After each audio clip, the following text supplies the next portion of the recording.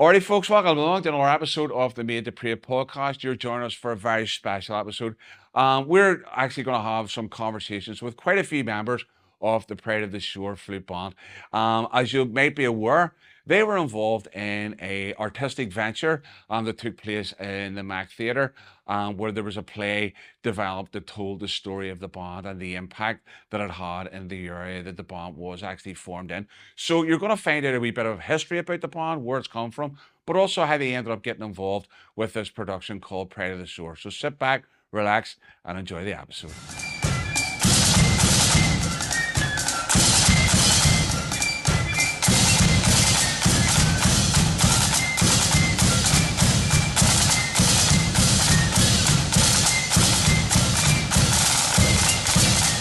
Alright, so folks, welcome back to another episode of the Made to Pray podcast. Joined tonight by John Aiken from Pride of the Shore. John, welcome along to the podcast. Great to have you on. Thank you very much, Glenn. Brilliant. So obviously we're going to do a wee piece on the band because the band's been involved recently in terms of, in a really positive light, in terms of being involved with the play. But we'll get talking about that in a wee minute or two. Be great for maybe for us and the viewers to get a wee bit of introduction to who you are and how long you've been connected with the band and stuff like that. That would be great to hear. Right, my name's John Aiken. Chairman of the band for God knows how long now. And I've been in the band 39 years, along with several other members who are lifelong friends. Like Drew McConnell, Derek Peters, to name but a few. And it's just been a roller coaster of friendship, to be honest with you. Okay, so 39 years? 39 years. So I'm taking it then that you've been there from the very beginning then, have you? Almost, near enough the first. Right, okay. Yep. Dead on. Maybe seeing you've been in that kind of it'd be good for you maybe give us a wee bit of a history of the band or a wee bit of an overview of where the band come from, how it came to be formed and all that kind of stuff. Something that people are interested in because we always get people come on in all the comments and go, but great to hear a wee bit about where that band came from and stuff like that, so maybe that'd be great for us to talk about that too. Well, primarily the band's from the Shore Road area. At that particular time there was an established band called Fairhill, and a couple of guys left Fairhill and started Pride of the Shore from scratch, and there was a bit of to and fro about the name. Shore Road Tartan was mentioned, right. Shore Road Thistle was mentioned, and they just stumbled on this, finally decided Pride of the Shore, and that was back down in York Park area, right beside Seaview. Okay.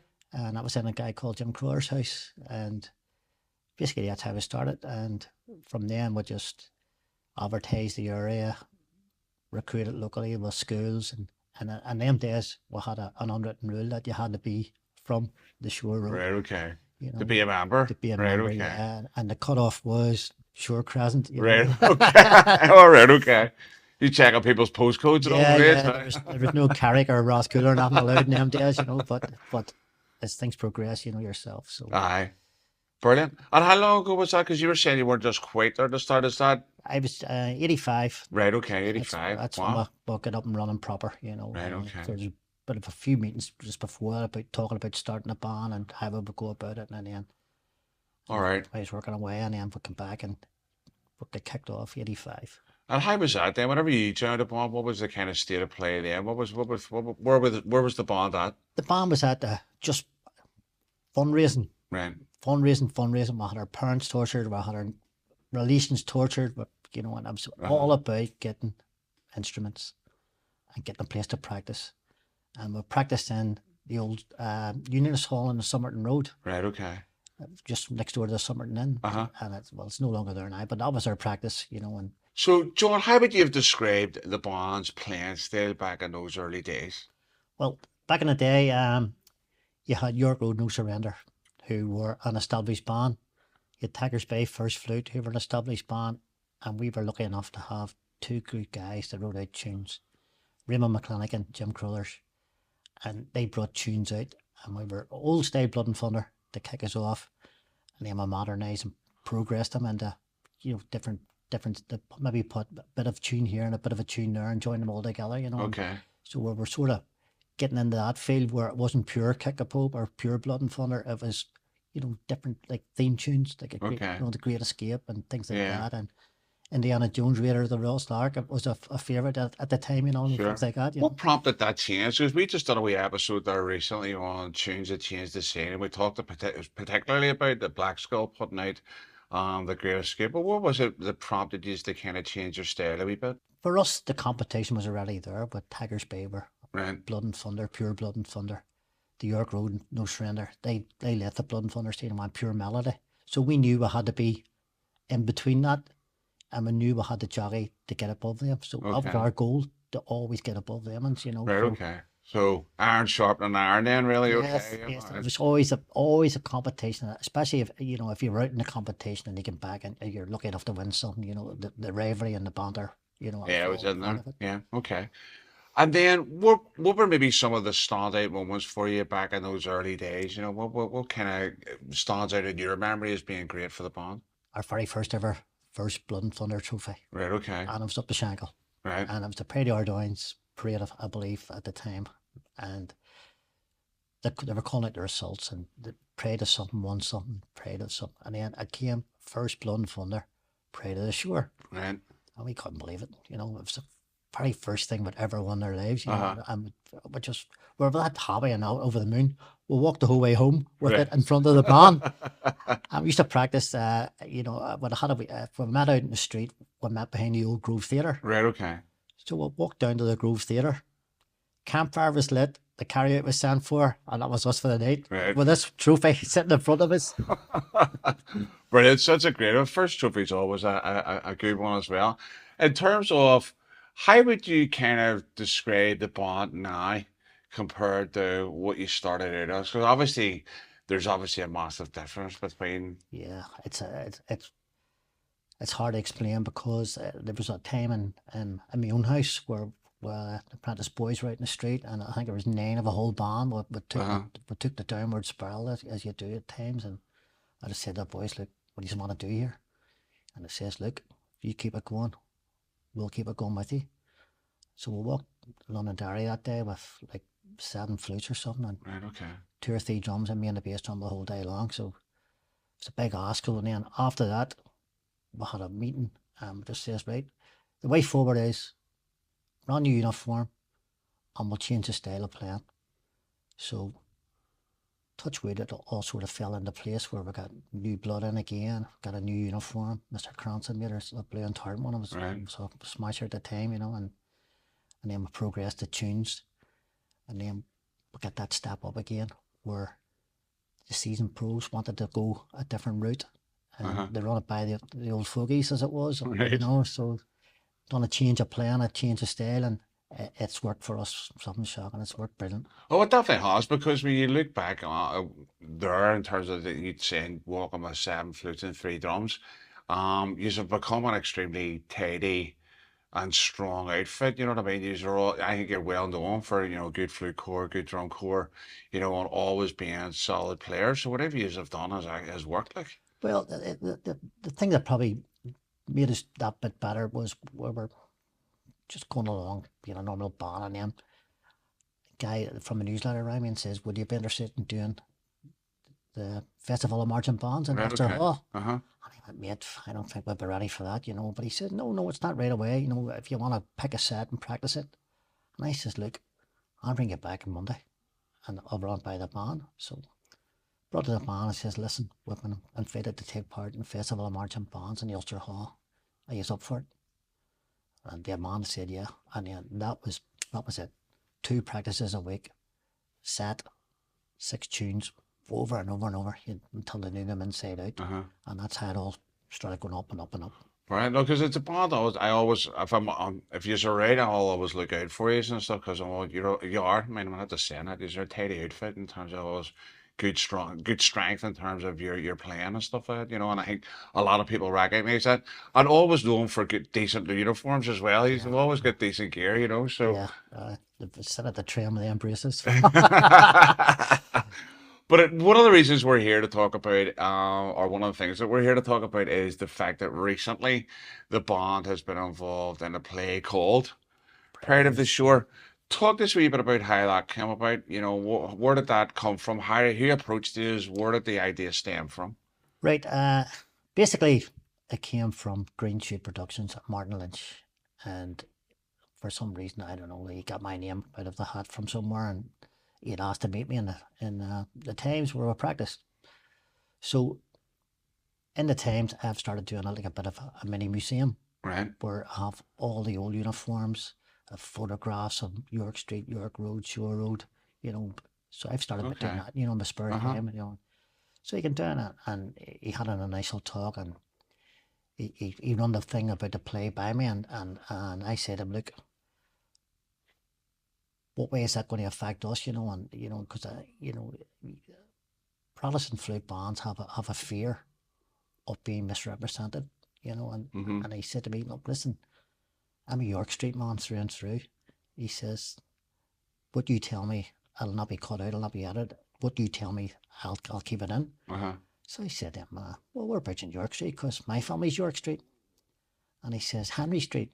And I said, well, there's a big coincidence. And he went, what's a coincidence there? I says, my father's a Henry Street man.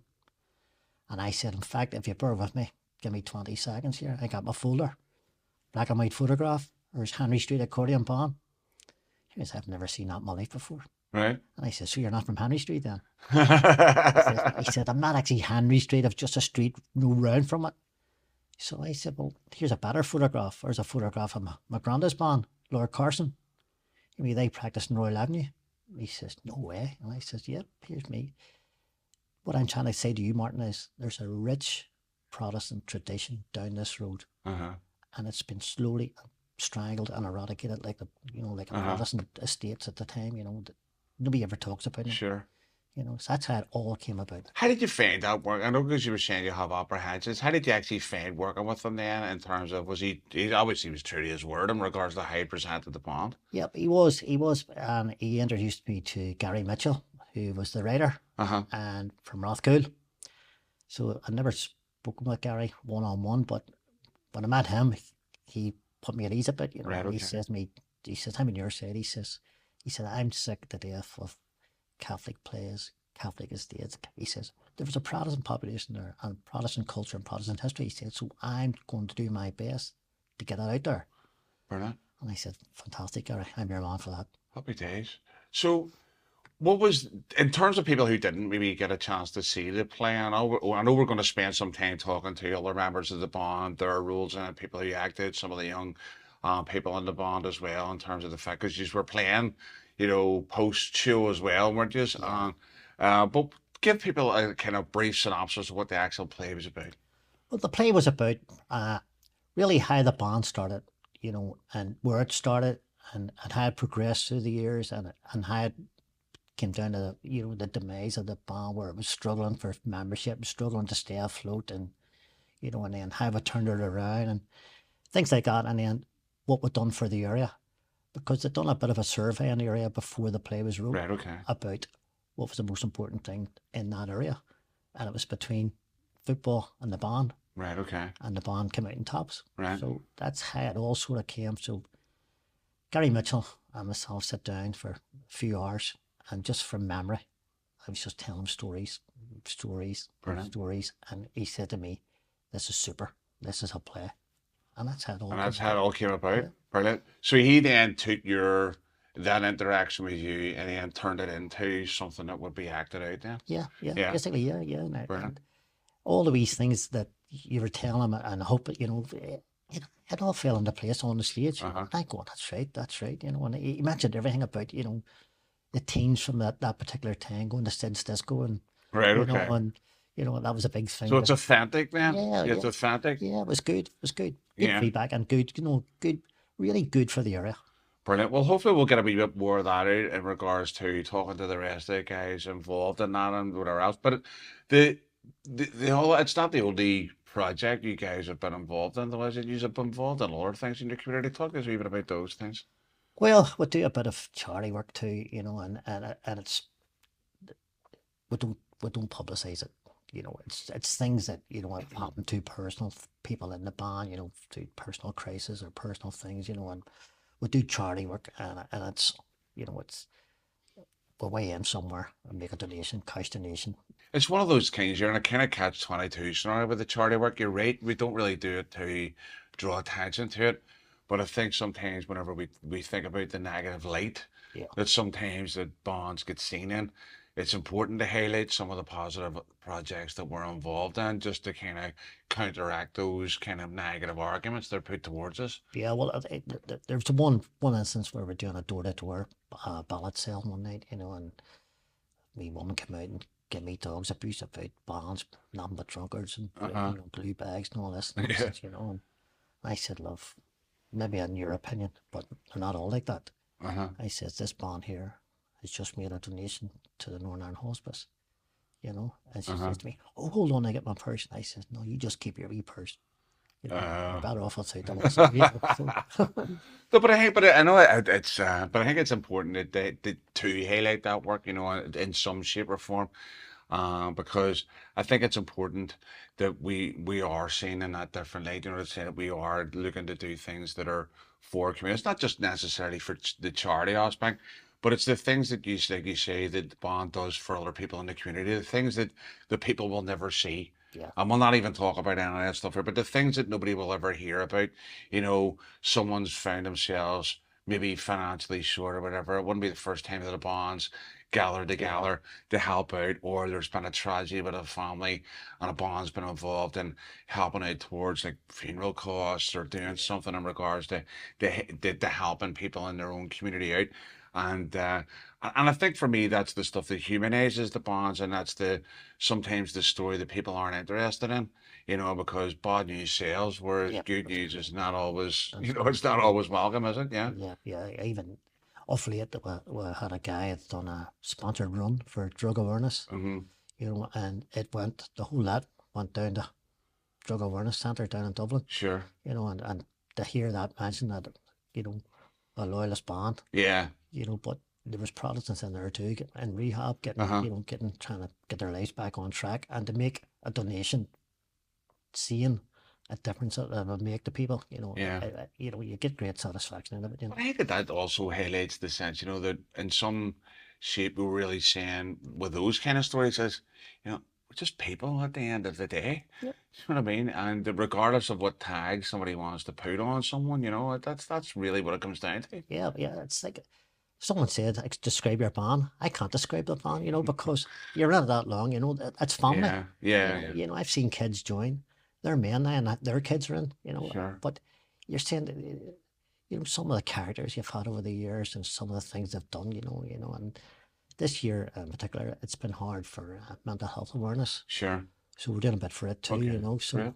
and hopefully get a few quid towards that, Brilliant. No, I think that's a worthwhile thing, especially within the bond scene. I think, with there being a large percentage of the bond scene being men, and stereotypically, men are seen as people who don't want to talk about their mental health and things like that. So it's important that we focus in on that. Yeah. Yeah, so Brilliant. anything, basically, if it's a charitable case or we feel we can help it, we'll We'll go for it. go for it. So one of the things I did want to ask you there, and I know I'm going to ask probably everybody else that comes on this particular episode about it, is what do you think the band has got out of being involved in this play? You've got kids that are 4, 5, 6-year-old, and they were mimicking the solo flute, with the Titanic theme tune, and for someone that young to be involved in a play, to a live audience, we'd never had them opportunities years ago, and then if kids are the two twins, I hope you're going to interview them too,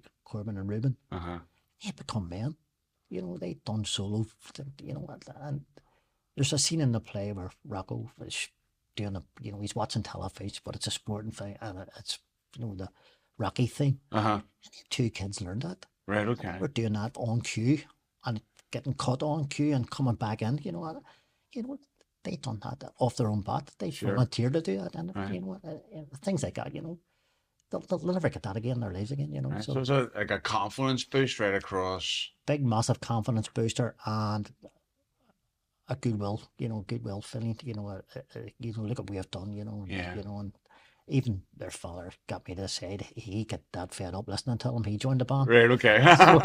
Very good. So he says, if my two boys become men this week, Right, okay. Wow. So there's a lot of stuff in regards to that just from you. So you've seen some confidence growing, the opportunities there to develop. new skills, and I suppose be put in an arena where sometimes bands aren't necessarily welcome. Yeah. And I think it's great because obviously the Gertrude did the Mac. I had the show that they did. Now you guys have been at the Mac, and you actually played out the front of it as well, didn't you? Yeah. But this says, look, it's a one-off. Mm-hmm. We'll go for it. So the final Sunday, the matinee, we met out in St Anne's Square, and we got a drone in. Brilliant. We got a guy to film it all, and some of the coverage was fantastic, you know, and Yeah. you know, and even the feedback from that square that day, you know, and you know, there was different age groups there, from pansters right down to kids watching, you know, and it's something else, you know, and it makes you proud that you've done it, you know. Yeah. And we always keep saying we're the pride for a reason. Yeah, yeah. You know? No, that's good. That's a nice way to kind of maybe end this wee section off there, you know, with a parade for a reason. I like that. It's a nice line. But what I want to say is, you know, I think the rest of the band scene is also pretty proud of you as well, in terms of that a real positive light was shone on bands as a result of the work that you guys were doing at the play. People were buzzing about it, you know, people wanted to get down and see it. I think there were a lot of people raging that they didn't get down to see it. No, I'm one of them. I didn't get down just in terms of circumstances, didn't allow. But I think it's been absolutely fantastic that the band engaged with the wider arts community, but maybe the other way around. I'm really glad that the wider arts scene engaged with the bands, because as one of the things I've been saying to people over the last lot of years is the single largest group of musicians and artists that exists in Belfast is the bands. Yeah. We're the single largest voluntary arts sector that exists in the whole of the United Kingdom, and yet if we turn up to an event that's run by the Arts Council or something, it's like going, oh no, there's a band, oh no, there's a band, you know, and it's shocking. So well done the arts scene for, you know, taking the chance, but also well done the Pride of the Shore for not shirking it and getting full on involved. Feedback was great. No, well that's it, and I think that's it.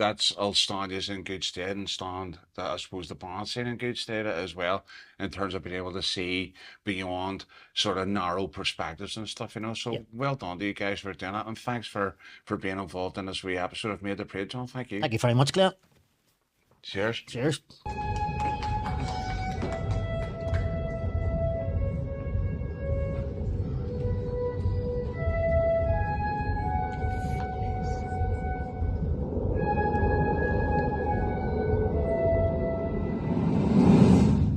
So, folks, we're continuing on the conversation with Pride of the Shore here on this special episode of the Made to Pray podcast. And I am joined by three extremely young members of Pride of the Shore who were a part of the play and obviously are a part of the band. So let's introduce those guys to you now. Alrighty. How you doing, kids? Is all right? Yep. Yeah, good stuff. Do you want to tell everybody on the podcast who you are? My name's Sonny. My name's Jordan. My name's Abel. All right, Abel. So what we'll do is we'll start with you, man. If you just want to tell us how long you've been in the band and what that's like for you. I've been in the band for 2 years. Right, and what do you do? Band pole. You do the band pole, all right. And have you got all our family that's in the band as well? No, it's just you. How'd you end up joining? Well, my friend Jordy's in the band, so I'm ending up with him. All right, okay. So you just followed him along, did you? Yeah. Brilliant. Happy days. Well, we'll go to your mate next then, will we? Right, Jordy, what about you? How long have you been in the band then? 3 years. 3 years. All right, and what do you do? Band pole. Brilliant. And how did you end up getting involved? Have you got family in, or what's going on? Yes, my 2 brothers and my dad's in. Okay. That's why I followed them. Right, okay. And what does your dad do in the band? Drum. He drums as well. Okay, brilliant. Let's go to your mate here, to your side. And what about you, Walker? How long have you been in the band? 6 years. 6 years? Mhm. Right. And what age are you? 9. So you've been in from you were 3? Right. Okay, brilliant. And what do you do? Don't tell me you're the chairman or something. Band pole. You're doing the band pool as well. All right, okay. What do you enjoy most about being in the band? Walking on the 12th. Walking on the 12th. Is there anything else that you like doing? The play.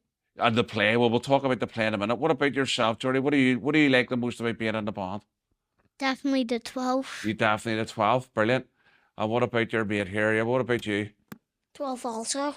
So we've got a wee bit of an insight into the guys' roles in the band, but we're now going to talk a wee bit about their actual role in the play. Alrighty. So, guys, talk to me a bit about what you actually had to do in the play. What did you have to start off doing? Walking out. At the very start, you just have to lead the band in, yeah?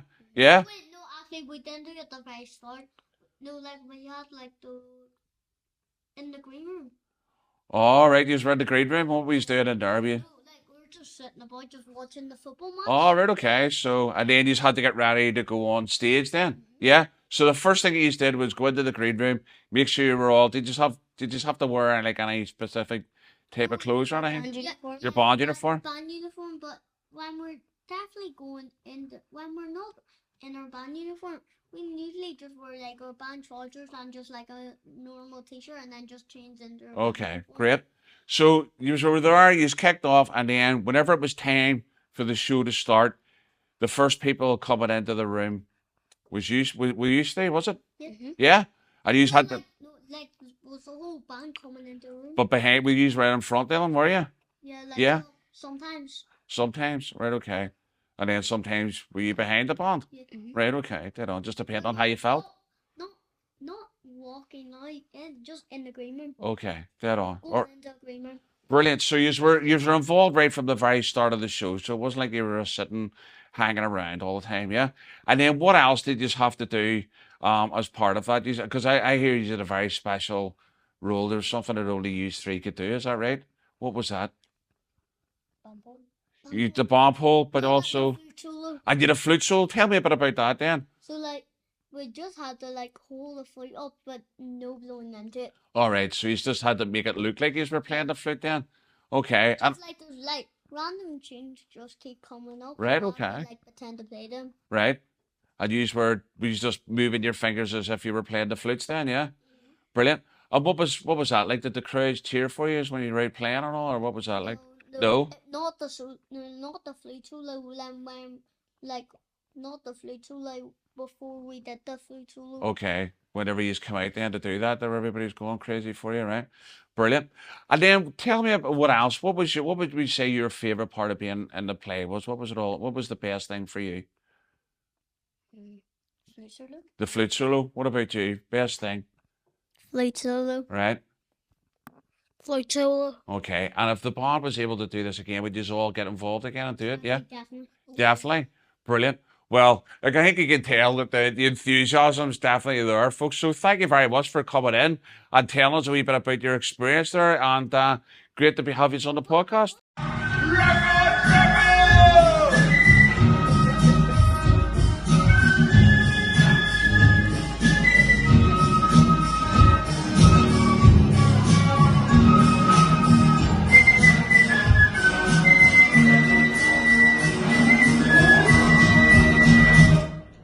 Turn that shit off!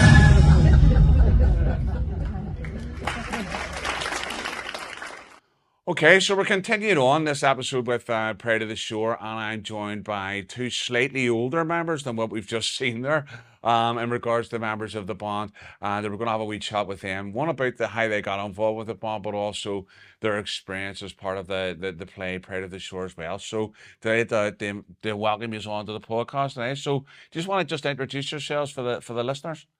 My name's Corbin. My name's Ruben, and I play the flute in the band. Alrighty, so Corbin, we'll come back to you now. You've got the mic then. So talk to us a bit about how long have you been involved in the band? What do you play, and how did you get involved? So I've played the flute for 3 years, and I joined because I was just in my mate's shed one day, and he had the flute out, and I've just always wanted to be in a band, so I asked him could he get me in. All right, so your mate was already in Yeah. the band, yeah? Okay, and did you follow the band around or anything like that there? Or? Oh yeah. Yeah, you had. Okay, so what was that like then when you went down to join the band? So you obviously, you've nagged at your mate. What was First it night like? I couldn't even hold or blow in the flute properly. Right, okay, Took me all night just to learn that. Right. And, I was just very loud, like my okay, ears were ringing, like. right, okay, dead on. Brilliant. And what about yourself then? How did you get involved? Same way. Same way, you in the same shed, were you? Aye. Right, okay. And what was your experience like of going down and joining the band first night? Well, In the first night, I was just sitting there and my ears were ringing because I wasn't used to the sound being in the big hall. All right, okay. So obviously full band practice, everybody going hammer and tongue at it, yeah? Right, okay, brilliant. So talk to us a wee bit about, the actual process of learning, because obviously if you're sitting in with the main band, you can only get so much. You obviously got some one-on-one time with a learner's class. What was that like? So for the learners class, I would go down just an hour before band practice and work with Foo and just bust a couple of tunes out, work on the flute. Okay, so just line by line going through Yeah. bits and pieces. But so how long did it take you going from trying to get a note from the flute to you actually playing tunes? Can you remember? That was quite quick actually. Right, yeah. Around like first night actually. Real enough. Yeah, You were so- starting to put some stuff together on the first night. Brilliant. Yeah. Happy days, great. What about yourself then? What was your experience like whenever you were trying to progress? Oh yeah. Foo sent me a couple of recordings just. Right. And you just try to learn off him. All right, so you were just listening in and then trying to get on. So how long did it take you to get to grips with just getting a good solid note out of the flute? First night just. First night, right? Uh-huh. Okay, dead on. You'd never played before? No. No? I actually joined to be a drummer, that's why. All right, okay, But I dead was on. too small at the time.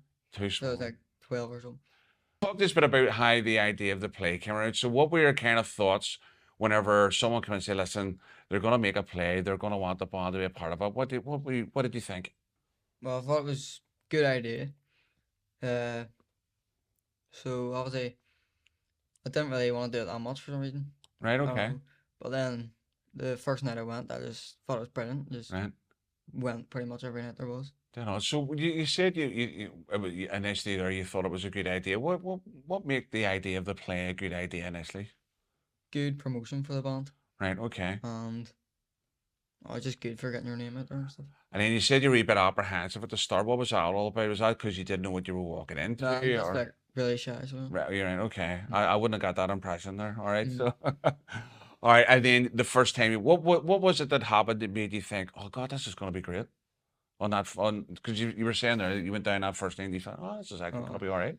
just like everybody watching you, just beside professional actors and all, Okay, just feels good.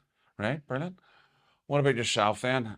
What did you think whenever you heard that the band was gonna be doing a play? I thought be good promotion as well. Yeah. Good way to get the band recognised on the road. And why do you think that's important? You know, because you've both said that. Why do you think it's important to have good promotion of your band, but just like any band in general, I suppose? Why do you think that's important? Suppose every band would just want to be known for Okay, their music as well. yeah. And how did you feel about going through the process of rehearsals and all that kind of stuff? What was that like for you? Well, the tune was pretty easy. Right. We just learnt that in my room and stuff, and then we went to record something and at church just in case we needed it for backup. Okay. Wasn't there one night, but it was pretty easy. Right. So you actually had to perform live then as part of it as well then, yeah? Okay, brilliant. What was the tune you played? Rocky theme tune. Right, okay, brilliant. And he's recorded that as well, you said that he's had to go on. Because we weren't there one night because we were all at a parade. That's right. Okay, right there on, yeah. So there was there was a Tour of the North was on, was it? Yeah. Mhm. Brilliant. And then you also did a performance outside the venue as well, didn't you? You was part of that too. Yeah, what was that like being in the square? Felt amazing. There was Yeah. loads of people watching it, loads of Yeah. eyes on it. Brilliant, good stuff. Well, I'll ask both of you the same. What do you think you have actually got out of being involved in this in the play? What would you say you've walked away from it with? Brilliant flute skills. Brilliant flute skills. All right, so that's not down to your teachers then, right? Okay. All right. Brilliant. Anything else? Don't know. No? Okay. What about yourself then? What would you say you've walked away with from being a part of the whole experience? Definitely more confidence. More confidence? Because Yeah. it's been flute solo, so yeah, just confidence. Yeah, brilliant, good. Well, listen, I really appreciate you just taking the time out to come down and share a wee bit about your experience with that there, and hopefully, if you get a chance to do it again, then you'll get even more involved with that as well. So, thanks very much, guys. Thanks All right, for having us. brilliant. The renewed unrest comes despite a plea for calm. British and Irish Prime Ministers issued a joint statement this evening. Police say the clashes between Catholic and Protestant communities last night were some of the worst violence they have seen in recent years.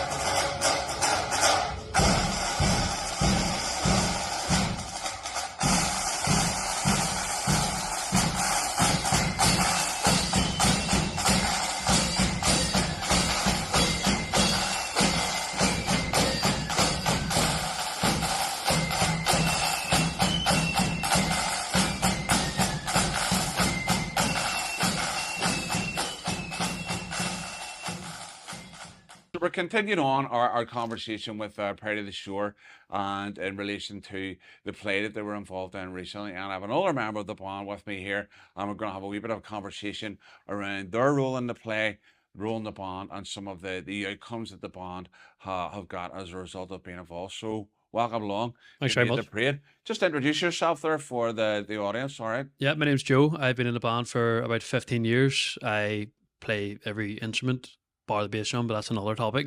And I'm secretary for the band as well. Okay, dead on. So 15 years then with the band. That's Yeah. a considerable chunk of time. How did you end up getting involved?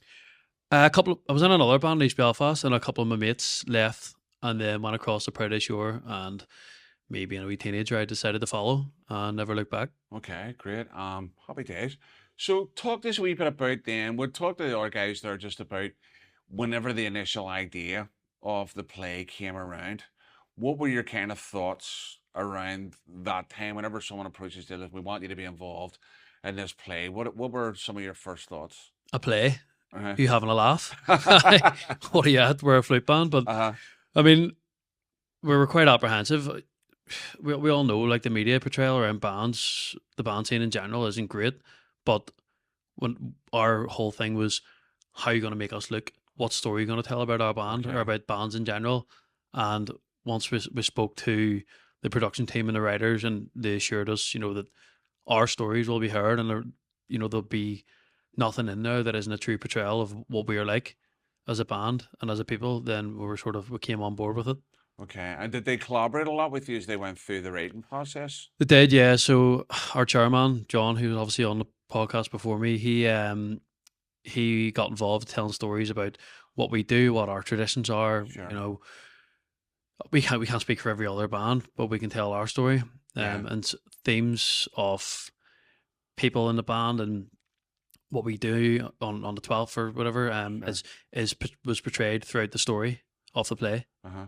Because John was saying that's where a lot of the inspiration then came Yeah. from whenever he was talking to them about, here's some of the stories, just recounting some of those things. And then they went away and started turning those into scenes and things. Yeah, absolutely. I mean, for anyone that didn't see it, there's a few band practice scenes, and in that the character who is our band captain, he talked about a lot of the stuff he was proposing that we do, which is actually stuff we do on the 12th day. So he was saying if I was like the chairman, we would do this, that, and the other. But it all comes from our own traditions and ethos sort of are. Okay. Was that kind of strange then when you were starting to move in? And we'll talk about moving into rehearsals and stuff. Do you actually act out the things that you do for real? It was a funny one, like, because whenever you're reading a script and you're seeing it being played out, you're like, it's just weird. Yeah, it's like I was acting in the band or acting in the play and playing one of the band members, and it was quite easy because for me it's just you're just doing what we do anyway at band practice, But it was weird hearing all that stuff back from someone who has never even stepped foot in a band practice, Sure. So talk us through what that was like. So obviously, how did you then get picked to do this, or were you nudged in that, or did you volunteer? How did that come about? Probably more so nudged. One of the first nights they came into the practice and said, we'd be looking people out of the band maybe to come and act in this. About Right. 5 hands went up and pointed at me. It was like, he'll do it. So it was sort of going, oh, right, okay. But I went along to the first script reading, and I was roped into reading for a character. There was maybe about 30 people in the room, Uh-huh. and a lot of people were given different bits to read, and it was just sort of like, coming in, you read this person, and then from there progress. I sort of went along to the rehearsals and stuff. For me, to be fair, the reason I got involved at the start was to keep an eye on it, to make sure that our band was represented in the Mhm. best light possible, from what was written about us. So that's how I ended up getting involved. Right. Okay.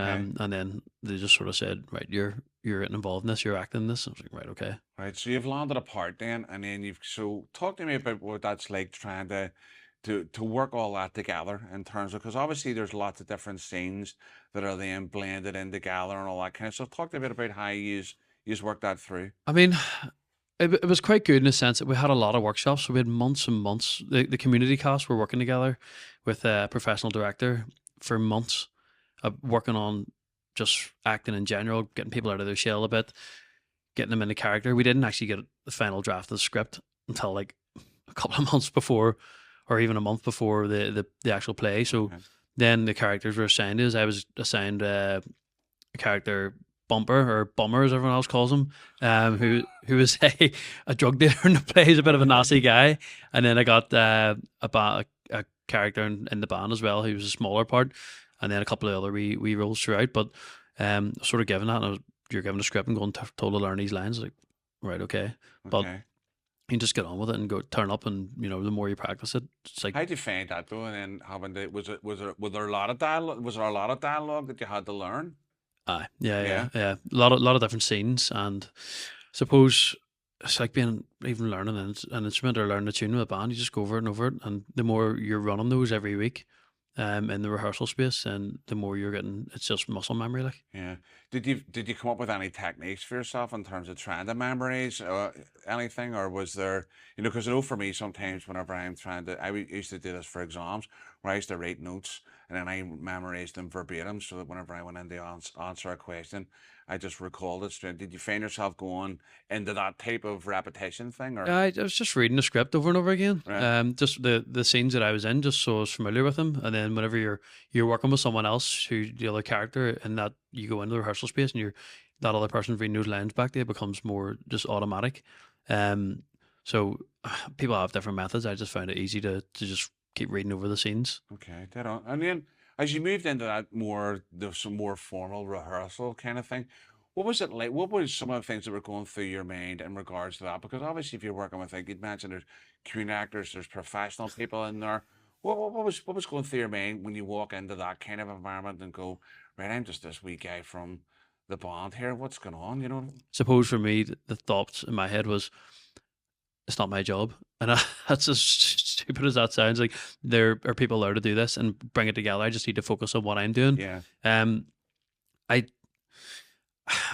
in terms of like going in and learning all this and with other people, everyone's there to support each other. So all the community cast we were working with at the start, everyone supported each other and helped each other. And then whenever we amalgamated with the professional cast, it was more of the same. And you have these people who have been doing it years professionally, helping you out. So it was a big help that way. Like, Yeah, and did you said you found that those professional guys supportive? What way did they come to draw alongside you and help you? I mean, I'll give you an example of two of the younger ones. So Emer Bailey, who played Rose, and Robert, who played Larry in the play, they were there through a lot of the rehearsals. So there was a lot of time we were going off spending a bit of time together, just running through things, and them giving you a bit of help, going, well, maybe you could do this, or maybe you could do that, you could read it this way, or this is the way I'm seeing it. Sure. It was giving us a more of a perspective of, actually, maybe that character talks like this or acts like this. So getting other people's sort of ideas, and them guys who have been doing it for years coming in and giving you that direction really helped. Yeah. Mm-hmm. And so what way did it change your approach then? Did you find that you were taking that on board, but did you find yourself coming up with your own approaches and trying to delve into your own kind of take on things? Oh, absolutely. Yeah. I mean, I was trying to like make it quite natural with the characters I was playing. I mean, the main character I played, the Bumper or Bummer, he is a bit of an unnatural character for me to play, but In what sense? he's a nasty drug dealer. But I was able just to, go from what people have met, and sort of try and act a wee bit of the way they're acting, and watch a few videos, and watch TV shows, and sort of pick up wee cues and just implement them myself. Okay, dead on. And was there a point where, because you said it was like kind of all these different elements having to pull together and stuff. Was there a point where you started to notice, hey, this is actually all starting to gel? Yeah. Even like whenever we came together with the professional cast and we had the stage set out, it made it so much easier because you're actually visualizing it instead of just standing in a corner in a room. You're actually visualizing the stage where you're walking on from, and seeing the scenes coming together. And what they call blocking is where you need to stand and when you come in, blah blah blah, that sort of thing. What your cues are, and you're starting to see it going, oh, actually, this is working. This is really coming together. And when the band got involved towards near the end for their bit, it's like, oh yeah, I can definitely see this coming together and working now. Yeah. See, it's a whole new light on the whole Oh idea yeah, of performance, doesn't it? Because as a band, you're used to being able to turn up. You know what you're doing. We're starting from here. We yeah. know the tunes. We know it's a whole different side to performance that you've just experienced then. Oh, 100%, 100%. And I suppose as the nights went on, even from the second night, the second day, the Thursday, we got called in early to do a full run of it. So we all had that confidence going into that Sure. night. This is where we need to be. This is when we walk on. This is where our stuff is. So it was a lot more organised that night, and it was less frantic, and it was more relaxed backstage. And that, as the performances went on, that became more and more so. Okay. And let's talk about being able, getting ready to step out onto the stage. What was the kind of, what were you thinking and feeling on that night? As you made your way into the venue, you got yourself kind of sorted. What was going on in your mind? I was buzzing. Like, I was Right. so excited for it. Like, I barely slept the night before. Right. Like, I wasn't nervous. I was just buzzing to get at it, and getting in, getting ready. Everyone's sort of, everyone's really like frantic and running about. Well, not frantic, but there's just such a buzz about the Yeah. place. Everyone's so excited to get into it. There's nerves, obviously. Some people will always get nerves. But it was great. And then once the performance started, my adrenaline was gone. Like, Right. I was absolutely buzzing. Okay. What was it like just stepping out in to do your first kind of lines? Because could you see people, or was it dark in front of you? What was kind of You can see people. So I mean, the stage was out on the floor, and people were seated around you. Luckily, my first bit there wasn't much dialogue, so I was coming on, and there was like a prelude where it was showed the rise and fall of the York Road, Shore Road area, where the timber mills are going. Linen mills. There's kids playing in the street, and then all of a sudden there's barricades being built, and I came on as a paramilitary guy. Came on, Right. put a balaclava down, put me and another guy, and then we put someone out of their house, which actually happened to be my mother-in-law. So it was quite funny. So then there was no real dialogue there, but the adrenaline was going. But then first coming on for our first scene where there was lines, there was like where someone missed the cue, and we all just sat and looked at each other like, what's the next bit? But luckily we had Matt Forsyth, who was playing Ollie. He's one of the professional actors. He was able to just bring it back around and pick it up for us. So everyone was just like, oh, what's going on here? But we managed to pull it back, and then from there on it was pretty smooth. Good stuff. And then getting to the end of a performance, and then obviously there's the audience response. Mhm. So for people not really, one, maybe not knowing what it was they were going to see, and then two, having to sit through it and stuff, what was as you get to the end, what was the kind of response from the audience on the first night? Oh, they were loving it. Like, Yeah. even from the very first scene where the band walks out, I sort of seen through the curtain everyone's faces like, whoa, what is this? Like, what's going on here? And then at the end when the band finished, there's just smiles everywhere. Everyone was loving it. We got a standing ovation, which was fantastic. And then obviously get out and speak to people afterwards. They were all loving it. Yeah. And What even- were some of the reactions that you got then? So if we were saying they were loving it, what kind of things were you hearing from people at the end? So the ones that probably meant the most to me was actually our band members, like, because they hadn't seen the play, Right. they'd only done their bits in it, Uh-huh. and they were all gobsmacked at how funny it was, and how much of the story hits home. Obviously the band's story is a running theme throughout it, and they're all saying the cast were brilliant. The theme checks were brilliant. The lighting and all was great. The story was great. So it was What was it like to hear that from your peers in the band, though? strange, because I'm used to getting abuse. So it's got strange getting abuse, and then they're giving you a lot of praise for it, and they obviously seen the hard work going into it, because at the start, like, people were apprehensive, like, and they were sort of going, "What is this?" Like, but then afterwards, they're all buzzing. They couldn't wait to get back. Yeah. Because the whole point of the play really is that it does tell, as you say, it tells about the impact that the band's had on the area. That's Yeah, really yeah. the gist of the story, isn't it? It's how the band came about and what that's brought to the area. Oh, 100%. I mean, one of the biggest things for me was one of the cast members who, comes from the other side of the fence. He says, my whole perspective has changed. Like, after meeting all you guys, and like actually knowing what a band is about now, and how you're all just sound people, and you're These are fantastic to be around and a good crack, and there's no nastiness, there's no bitterness out of this. These are all just like normal chaps, really. So there's maybe an element in it that the play is also sort of humanized. What can be Yeah, and I think that's really important that it's done that. I mean, we all know that the media coverage of bands isn't great, and I'm not saying that flute bands shouldn't be held responsible for when they do act up.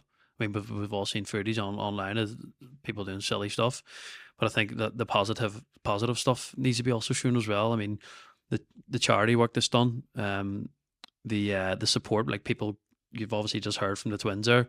They're sitting with their mates in a shed, and now they're out in the street marching, and their confidence has been built up. They've learned an instrument. They're socializing. They're seeing a different side of life, really.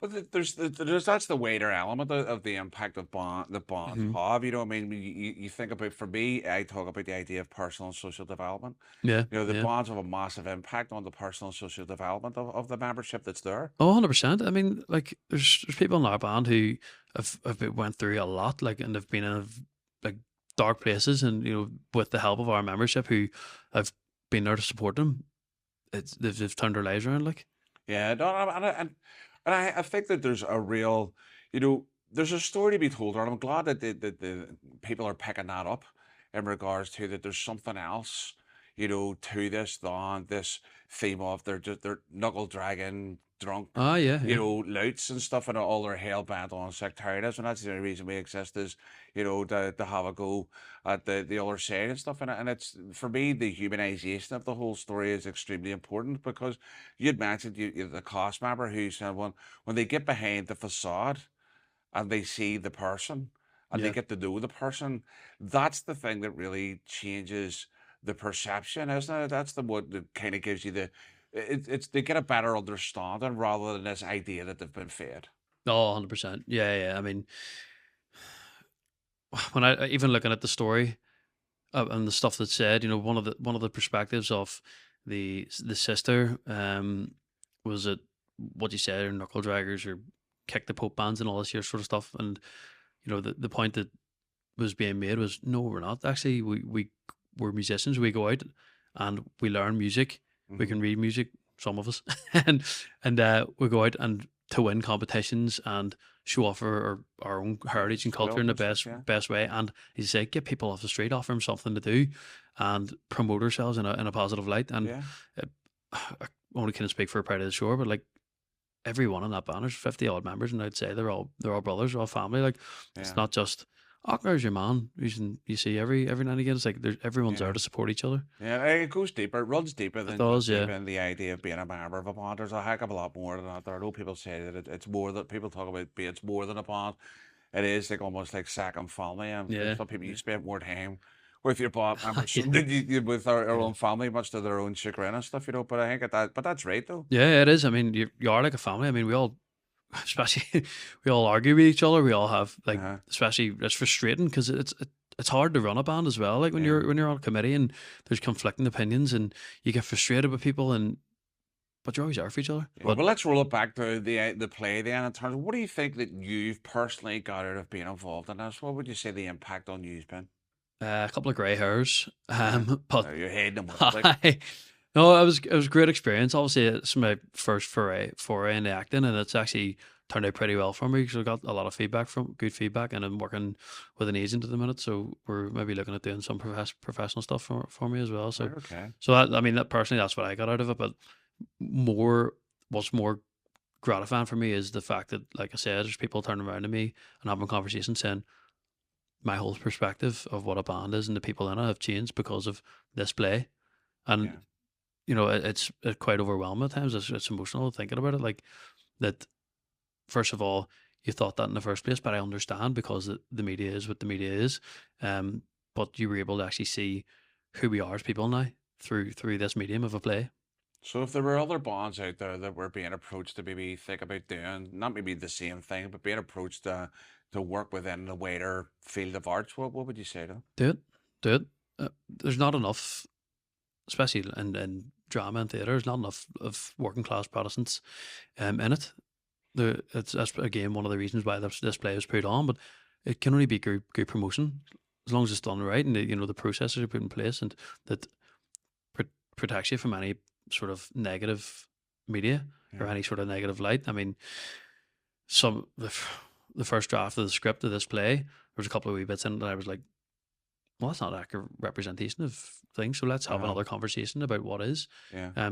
So thankfully the stuff that was changed. So it's just about I don't want to say keeping an eye on things, but just having a good overview of things, and But it's- being realistic and showing that there's so much positive things that come out of being in a band or what the band brings to the community. It's starting I think, grab a wee bit of momentum here, because you had the thing with the whole like Faiths and Fusions with the Gert had happened there a number of years back, which was one of the very first forays that I'd seen of people trying to use sort of musicians and put that into the show, funnily enough, Yeah, went on at the yeah. back as well.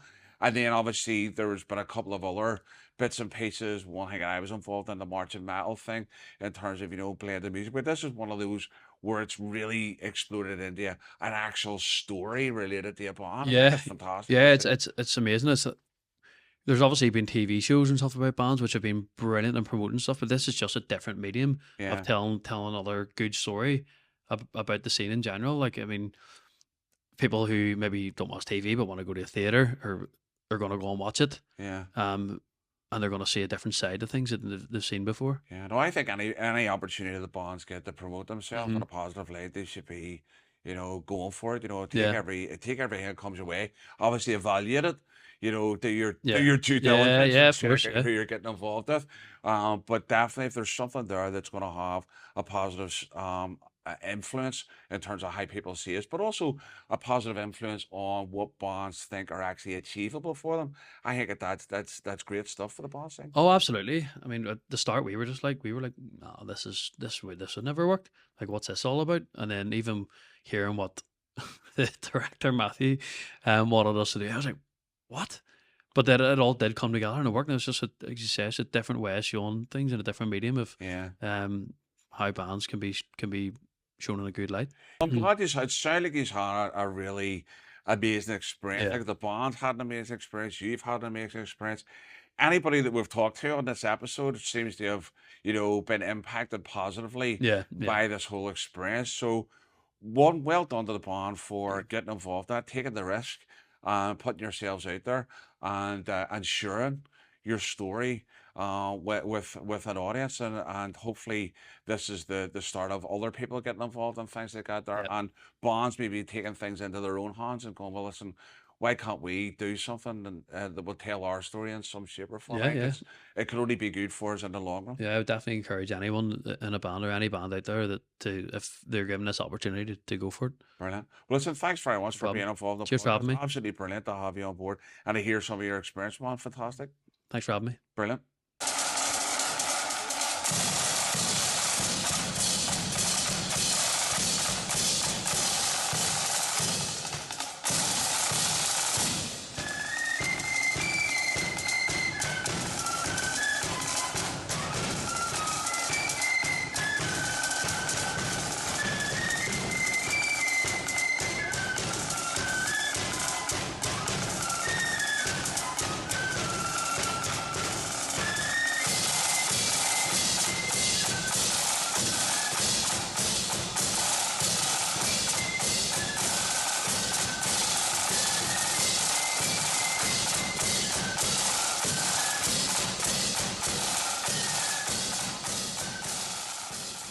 Alrighty, folks. So that's the end of another episode of the Made to Pray podcast. I hope you enjoyed that conversation with a wide range of members from the Pride of the Shore Flute Band.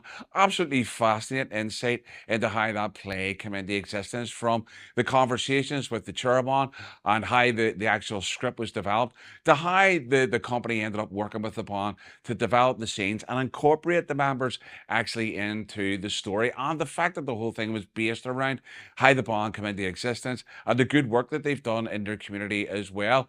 I think it's a really important important story to actually hear. And I suppose the other thing that's great about that is that they got themselves involved with the wider art scene, or maybe the wider art scene got themselves involved with the bands, which I think needs to happen more and more. So if there is opportunities there for bands to get involved in that in TV or within, the art sector, in theatre, do it, as we said during that episode, do your due diligence, work out who you're actually, working with, and get involved, take the opportunity to promote the positive aspects of the band story, because you can see just from those conversations that we had, the impact that it's had on them, but also the impact that it's had on the wider community who engaged with this play. So folks, until the next episode, look after yourselves and take it easy.